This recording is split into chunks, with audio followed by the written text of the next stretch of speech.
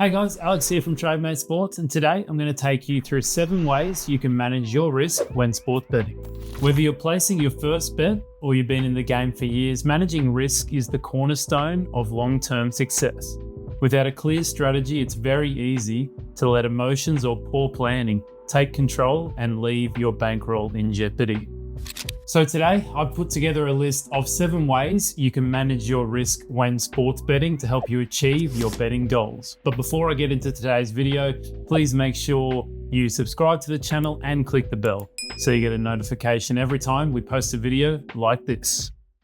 It is a scam when you don't allow everyone to operate on fair terms. We are the Robin Hoods of sports betting. We take something back from the rich bookies and enable our customers to beat them instead.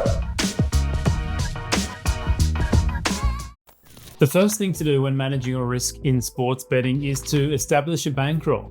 Give yourself a set of money, a sum of money that you're basically comfortable with losing and setting that aside for sports betting.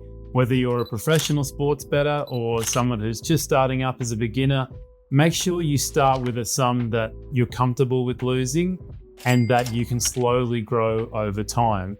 Let's just say you're a student and you've got about $5,000 to your name. You need to be able to pay rent, you need to be able to pay the bills, make sure you're eating. You need to make sure that that money is something that you're comfortable with losing and something that is not going to affect your daily lives. It might be what people consider a very small amount of money, like $100 or $200 or something less than $1,000. Whatever it is, it does not matter. It needs to be something you are comfortable with losing in the long term. Yes, we're not expected to lose our whole bankroll, but it is possible. That is a possible outcome in your sports betting journey. Even if you are a very good sports bettor and you're making plus EV bets, it is possible that you could have a really rough swing of variance and lose in the short term. Number 2 is selecting a staking strategy. Now, if you want an elaborate take on this, on what is the best staking strategy to use on sports betting, check out my video on the best staking strategy to use when sports betting for a more elaborate take on what the best one to use is. But in short, the main thing here is to choose something that suits your betting style. And there's plenty of staking strategies out there that can do that. Flat staking, Kelly criterion would be my main recommendations of staking strategies to use. But I think the main thing here is that no matter what you choose, just make sure it's not a very bad one. So for example, martingale system, run away from that one. Don't go anywhere near that one. That is 100% going to make you a losing sports bettor over time. But there are good ones out there. It's just about choosing which one works for you and what stage of your betting career you are at, and you'll be able to adapt one to suit your needs as a sports bettor. The main thing with your staking strategy is betting percentages of your bankroll. Don't start with a bankroll of $1,000 and say, okay, from now on, I'm going to bet $10 on every single bet, because next week or next month, your bankroll might be $2,000 or it might be $500. It could be significantly different. And based on that, you need to be changing your staking. The other important thing about staking is my third point here, and that's setting a max bet. Now here at Trademate Sports, we recommend you set your max bet at 1 to 2% of your bankroll. So if there is, let's just say, a scenario where there is a huge edge on a sports game and the odds are relatively low, Trademate Sports or most sports bettors are going to recommend a large stake, or at least very close to your max bet. So we recommend that max bet is 1 to 2% of your bankroll. Why? Because even though it might be a really good bet at lower odds, so it's a very good chance of winning. For example, look at a UFC fight like Tom Aspinall versus Curtis Blades. Within 15 seconds of that fight, barely a punch or kick had been landed, but Tom Aspinall throws a kick and he does his knee. He ruptures ligaments in his knee and the fight's over. So crazy things like that, very, niche outcomes or very low percentage outcomes can happen. And let's just say you did max bet Aspinall and you had a huge edge, maybe you bet him at 2.0 and it closed at 1.7, something like that. Great bet, most likely going to be very close to a max bet in that scenario. It's gone just from a freak accident, basically.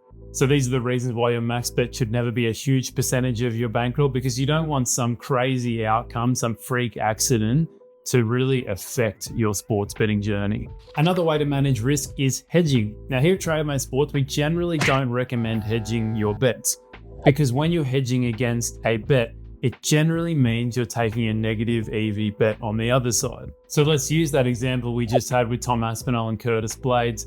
Let's just say you bet Tom Aspinall at 2.0 and he closes something like 1.6, let's just say 1.7 for the sake of this video. Then on the other side, you're going to have a bet on Curtis Blades, probably something around the 2.3, 2.4 mark. Now that is going to present an opportunity of an arbitrage bet or a way to hedge your risk because you've got that original bet of Tom Aspinall at 2.0, and let's just say now you can bet Curtis Blades at 2.3. So no matter what the outcome of that fight is, if you now bet Curtis Blades, you're going to make a profit on the fight. Now the reason why we don't recommend taking Curtis Blades at 2.3 then is because it's a negative EV bet and you're only taking away from the value you've just secured on Tom Aspinall.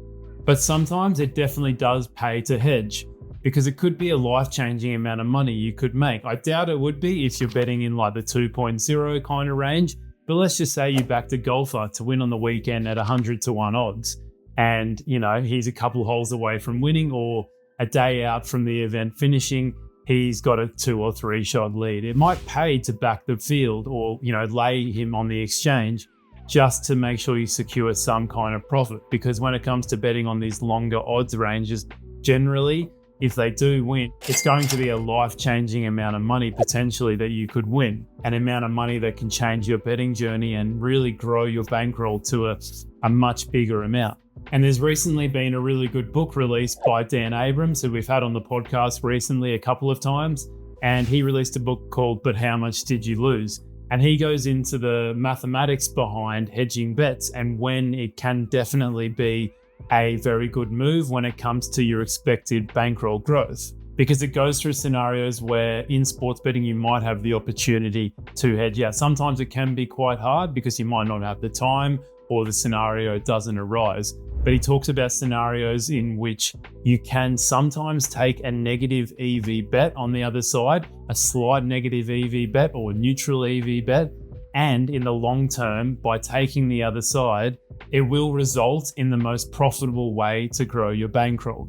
I'm probably not doing a great job of explaining this, so I would highly recommend reading his book, because there are scenarios where hedging out of your bet is the most profitable thing to do in the long term when it comes to growing your bankroll. The fifth way you can manage risk in sports betting is betting on shorter odds, smaller odds, outcomes that are more likely to happen. If let's just say you're betting on golf long term, you're going to have large stretches of losses just because the nature of that betting is that you're generally betting odds, unless you're betting on someone like Scotty Scheffler, you're betting on odds that are most likely to be 50 or higher, maybe a little bit shorter than 50, but even if it is, these are low outcome probabilities. So even though they are highly valuable, and in some cases they will have bigger edges, it might pay to bet on odds ranges that are much more likely to happen. And that way your variance is not going to be as crazy. But there is a good chance that it will take away from your edge. Just because you're betting on short odds doesn't mean they're more valuable. They're just more likely to happen, and you will see a smoother line in your variance most likely. So this is a strategy to use to just even out your variance a little bit more, but it does also mean that you are leaving value on the table when it comes to betting those higher odds ranges. The sixth way you can manage risk in sports betting is by middling and arbitrage betting. So similar to the scenario I gave in hedging is that you can fully arb out of a bet. So that means no matter what happens in your sports game that you bet on, you're going to win no matter what. You're going to have a profit on either side of the equation. But you can also do things like middling. So let's just say you bet over 2.5 goals in Arsenal versus Tottenham. And that bet was so good that the line moved from over 2.5 to over 3.0 on the Asian total. Now you may have an opportunity now where the line has moved too far up, and that betting under 3.5 goals or maybe under 3 goals on the Asian line is going to be a plus EV bet. So let's just say in this scenario, you've now bet the over 2.5 and the under 3.5. The optimal scenario here is that the game ends with 3 goals. And in that case, you would win both bets. But a lot of the time, it's going to finish up with 0 to 2 goals, which would mean you're under 3.5 bet wins, or the opposite scenario where 4 or more goals are scored and just the other over 2.5 bet wins. The good thing about placing this middle bet is that no matter what, the worst case scenario is you're just going to lose a little bit of money, but there is a chance that you could win both bets and really cash in with a nice profit.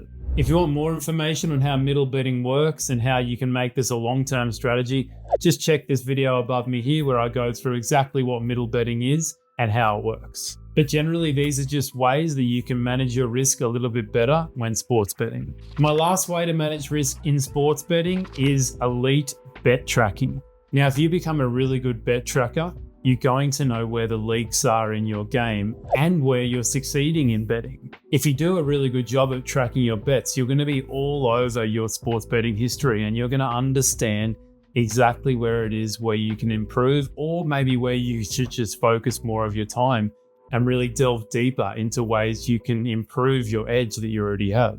If you don't track your bets, or maybe you just do a really poor job of it, maybe it's just a really basic, just profit loss kind of thing, you're not going to be able to find leaks in your game and be able to improve them.